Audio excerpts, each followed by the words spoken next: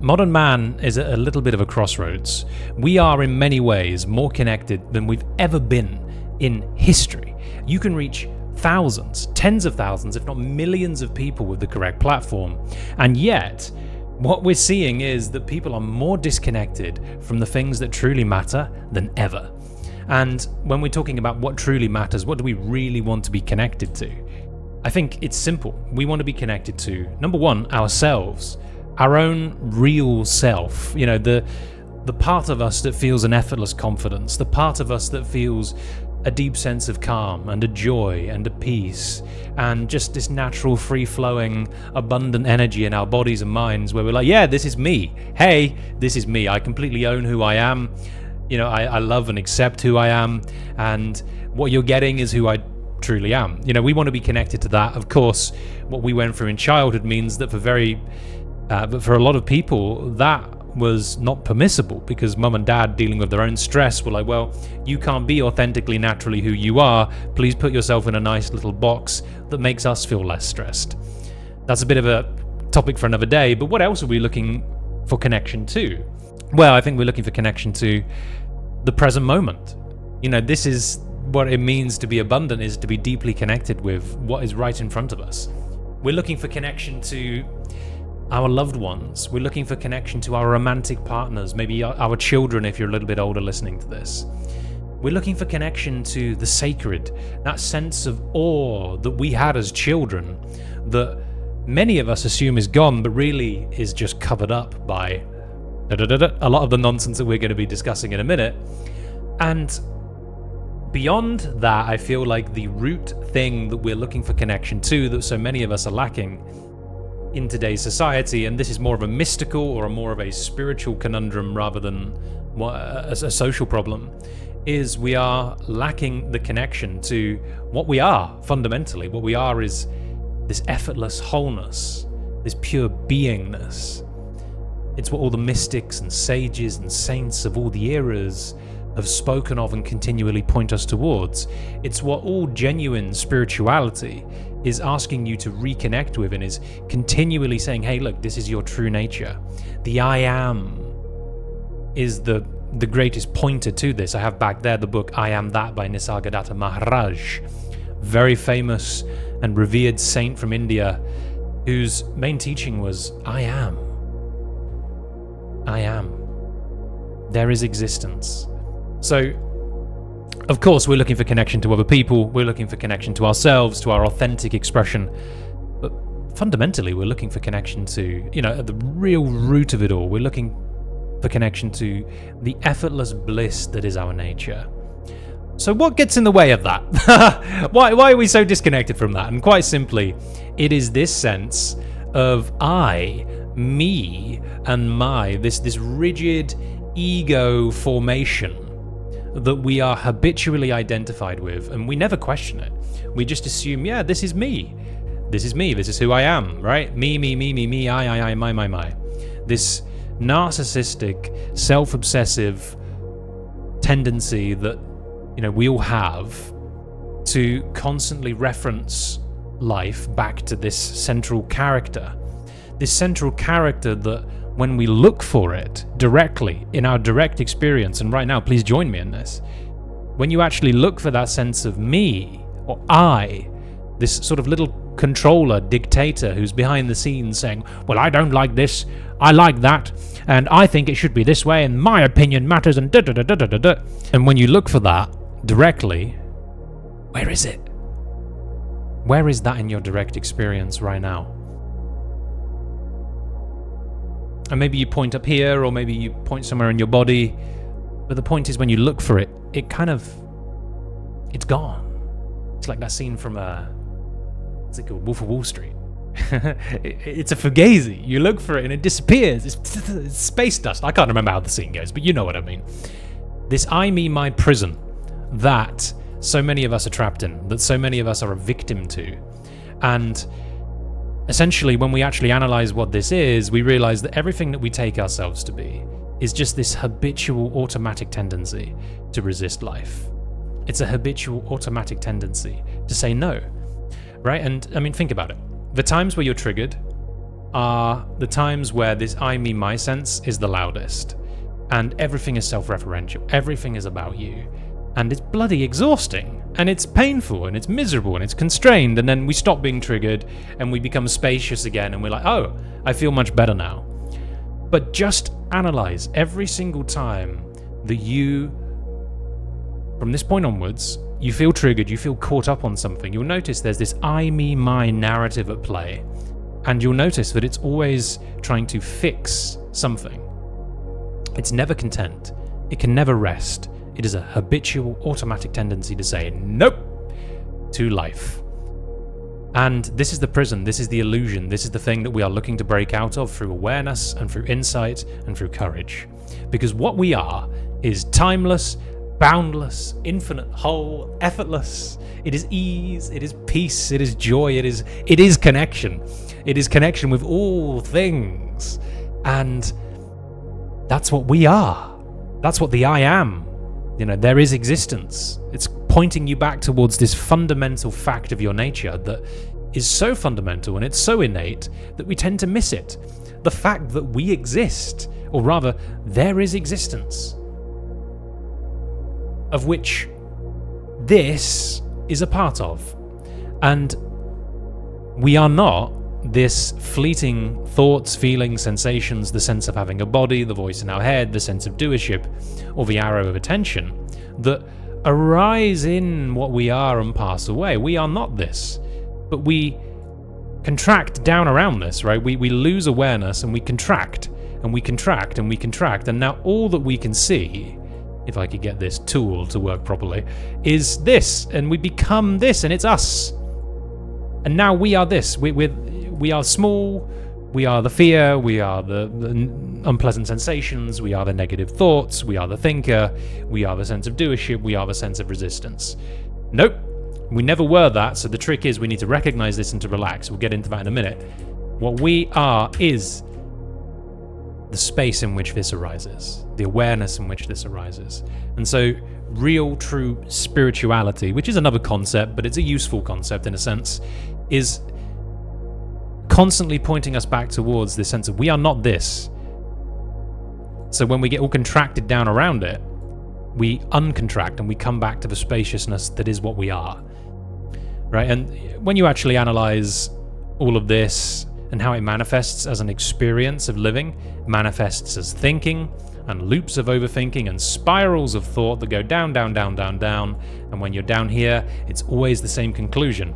I am not enough. My life is not enough. And maybe even, I should end myself. I'm unworthy. Why should I exist? It's a bit of a dark recognition, but it is true. Or it exists as this constant need to strive and to work and to prove yourself in the world. You've got something to prove. You become something. You unlock this arbitrary condition that you believe will give you the happiness and freedom and boundless, infinite, whole loveliness that is your nature. You think that getting a certain amount of money in your bank account will give you that. Nope. Never will. And look, I work with guys who are 8 figures. I work with guys who are 7 figures. I work with guys who make a lot of money. And it's still the same problems. It doesn't go away.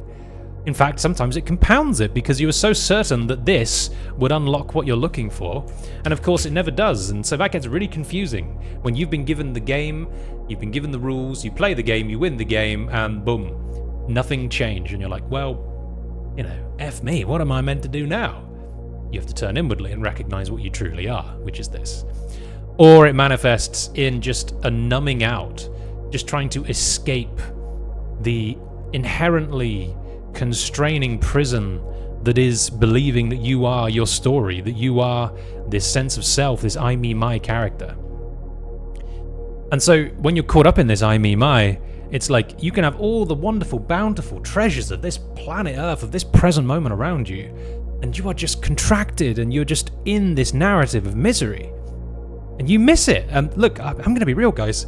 I think a lot of people spend a huge proportion of their life missing what they are, caught up in this story and this narrative, while the world shimmers around you with this incredible bounty of abundance and love. We miss it, man. And I don't know about you, but for me, I'm like, Well, I'm just not really willing to live that way. I'm not really willing to miss the glorious divine bounty of this life and instead essentially choose, although when we're unconscious it doesn't really feel like a choice, choose to have this prison of self, which again, when we look for, it's like, where is it? Oh, I can't find it. What the hell's going on here? Why don't we choose to come back to what we are? And you may be listening to me saying, oh yeah, well that sounds fine, that sounds great, yeah, I'd love to, but how? Well, really it's just a recognition of seeing when you are in this pattern. You're in it, you recognize it, and you relax. Why? Because this whole ego self, this whole I, me, my character construct is essentially just tension. It's just tension. It's nothing more than tension. So you relax, unclench. You do this at the full body level, at the level of the mind, at the level of the body, at the level of your energy. Just completely relax, completely open up. And in particular, what you're going to notice is a lot of the clenching happens at your heart. And so, energetically, you're closing off. You learned how to do this as a child because you experienced pain. When you were a very young child, this was naturally open, and you experienced yourself as this timeless wholeness. You experienced yourself as the peace that you are, and the bounty of that was this awe and this connection and this great sense of joy of being.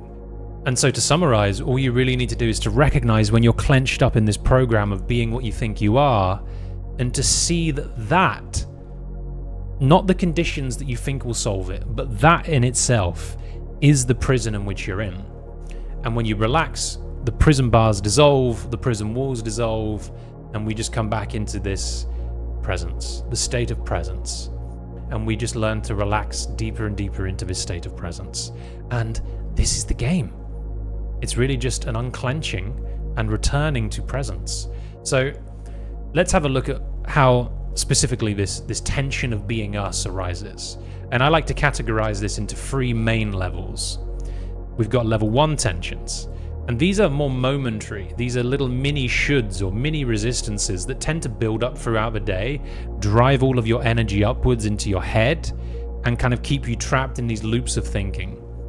And these are things like preferences, justifications for your preferences, judgments of self and other. Well, it's all really self-judgment ultimately. Expectations, subtle shoulds. The weather should be different. The traffic should be different. The people should be thinking a certain way. And you're trying to control anything other than what you can actually control, which is your internal state. That's the only thing that you can control. Again, how? Through relaxing. This air conditioner is rattling like a mofo, so I'm just going to turn that off for a moment. You see, I can't control the air conditioner rattling. What I can control is turning it off. We also have level 2 tensions. These are the deeper root limiting beliefs, and the deepest root limiting belief, which is really the kingpin of all of them, is I'm not enough. I don't deserve to be happy. I don't deserve to have money. I don't deserve to have abundance. I don't deserve love. Why? Because I'm not enough. Why am I not enough? Because that's what I was taught. That's what I was shown by my parents. And look, I love my parents. We all love our parents, but we have to recognize what happened here. They rejected our authentic, beautiful, divine expression of who we are, and as a result, we came up with this root limiting belief that we're not enough. And by the way, that's not something that's just said a lot of the time, but it is subtly implied through their actions and through their denial of your authentic expression. So if they tell you to sit down and be quiet and be a good little boy, they're not saying to you, well, you're not enough, but that's how the ego interprets it. That's how you interpret as a child, and it gets internalized as this deep sense of I'm not enough. So it's an extremely painful root belief that so many people are holding on to. And it manifests as what? As tension, typically in the gut. These little level 1 tensions, preferences, they typically manifest in the chest. And then there's the level 3 tension, this deeper root tension that we feel, this existential separation from what we are, from our innate sense of freedom and wholeness. And you can be feeling pretty calm, pretty relaxed, there's no big limiting beliefs at play, you're kind of chilling, But you can just feel, and if you're particularly sensitive or if you've done a little bit of this work, you can feel this sense of disconnection. And this is this level 3 tension, where we are disconnected from our fundamental being. And just as a little side note before we get into how to work with these tensions, it's worth noting that whenever we are caught up in this I, me, my process of thinking, we are creating a sense of self. We are creating stress. The self equals stress. And so again, every time that we relax out of this, we are reducing this self and stress making process, and we are coming back to what we are more and more, deeper and deeper. This is a process, guys. This will take, well, it depends. It can be a lot quicker with mentorship and having somebody in your face saying, hey, relax, relax, relax, come back to the fundamental nature of what you are again and again and again.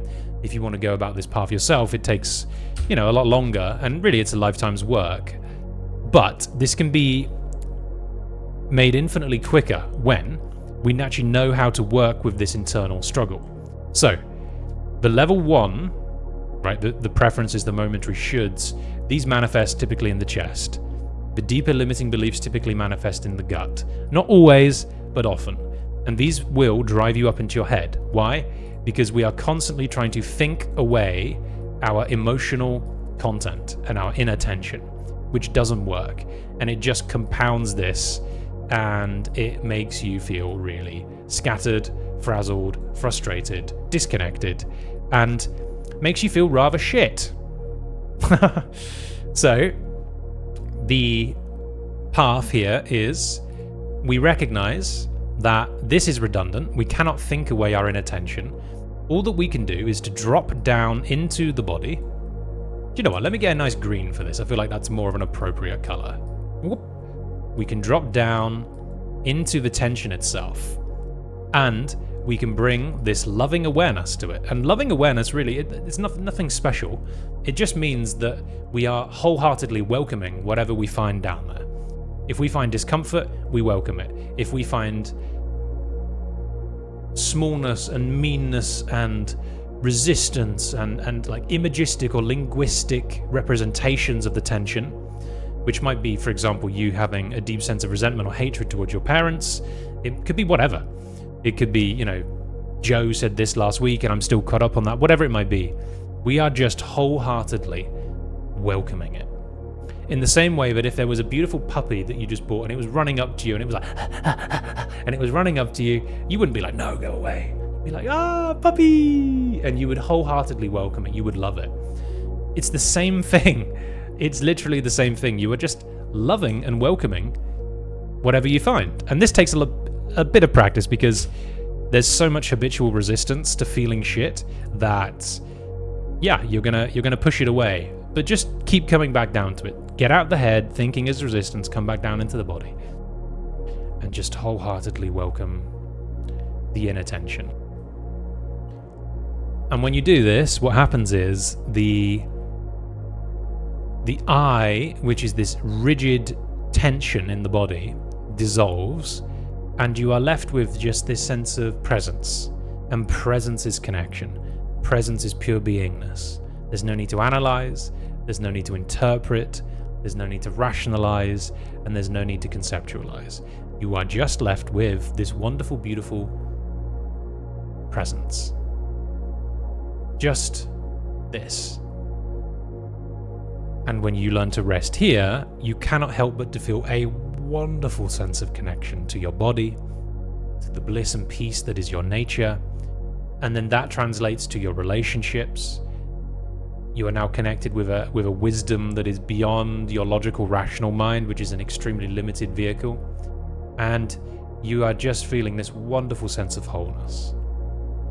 And when you live from this place, and I've seen it time and time again, I work with 8-figure guys, 9-figure guys, 7-figure guys, 6-figure guys, very successful men. When they connect with this more and more and more, they say,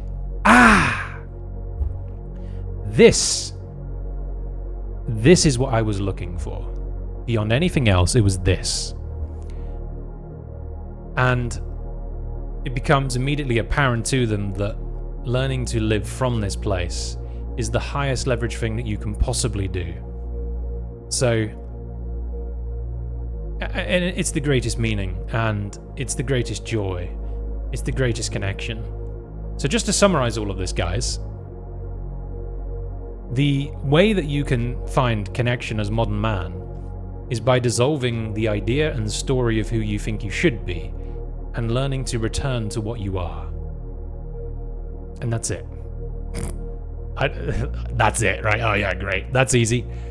Look, to put it practically, all that you really need to do is to get out of here, to recognize this is futile, this is useless, your thinking mind is for the most part redundant, because it is primarily a manifestation of the inattention, and to come back down into your body and to learn to be in the body no matter how uncomfortable it is, and to just dissolve this inattention with a wholehearted, welcoming acceptance. And as you do this, the sense of self, which again is really just tension, is going to start to dissolve and melt away. And as it melts away, oh, you go from being this little clenched thing to just starting to dissolve into the bliss of your being. And the more that you live from this place, the more that your life will become a divine miracle instead of a dull, mundane chore. And you'll think, wow, this was it? Yeah, it's this simple. Dissolve your inattentions, again, through this wholehearted, welcoming acceptance, this allowance, and you will melt into the bliss of your being. You've already experienced this probably in these fleeting moments, and this is all that you have to do. Have a beautiful day. Lots of love to you. And I wish you luck. If you've got any questions, drop them below. I know this video is a bit of a scattered mess, but quite frankly, I just wanted to get something out there.